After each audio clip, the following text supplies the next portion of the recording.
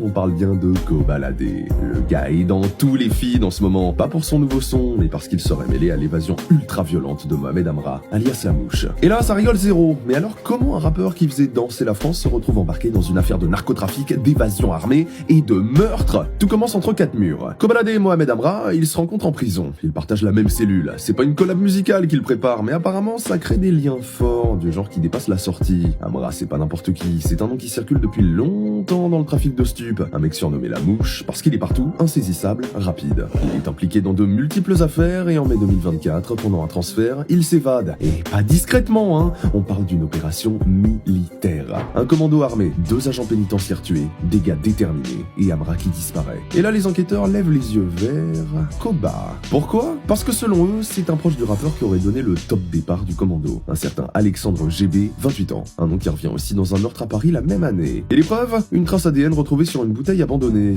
Même les experts n'auraient pas mieux fait. Mais ce n'est que le début. La police récupère des écoutes téléphoniques en prison, des discussions entre des gars liés à la BMF, la Black Manjack Family, une organisation criminelle ultra bien rodée, soupçonnée d'avoir assuré la logistique de la fuite, voiture, armes, planques, itinéraires. Et dans toutes ces conversations, le nom de Koba revient. Souvent, trop souvent. Ce que disent les enquêteurs, que Koba aurait financé la cavale de La Mouche, que son image de rappeur clean, enfin plus ou moins, aurait servi de vitrine pour blanchir de l'argent. En gros, il serait le petit vernis showbiz d'une affaire qui pue la poudre. Et pourtant Koba nie tout en bloc. Il dit qu'il n'a rien à voir avec ça, que c'est sa notoriété qu'il met dans la sauce, que s'il s'appelait Kevin et qu'il était plombier, personne ne lui poserait de questions. Ses avocats crient au délire, aucune preuve directe, pas de transaction, pas d'implication formelle, juste des liens d'amitié et une phrase qui a fait du bruit. Pendant sa garde à vue, Koba lâche face aux flics. Je crois que pour lui, c'est ses potes les plus proches. En même temps, ils ont tous grandi ensemble. Il a fait trembler l'Europe, wallah. Tu vois le genre de phrase qui passe bien dans un son freestyle, mais beaucoup moins devant un juge, parce que là c'est pris au sérieux,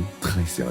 Et pendant ce temps, la presse s'emballe. Les unes parlent de rappeurs complices d'évasion, d'argent sale, de gangs infiltrés dans la musique. Il y en a qui comparent ça à l'époque Booba versus La Fouine, mais en version dark, sans clash sur Instagram, juste des fusils d'assaut et des planques en Espagne. Alors, que faut-il croire? Est-ce que Kobalade a vraiment viré côté obscur? Ou est-ce qu'il paye juste les mauvaises fréquentations et sont passés derrière les barreaux?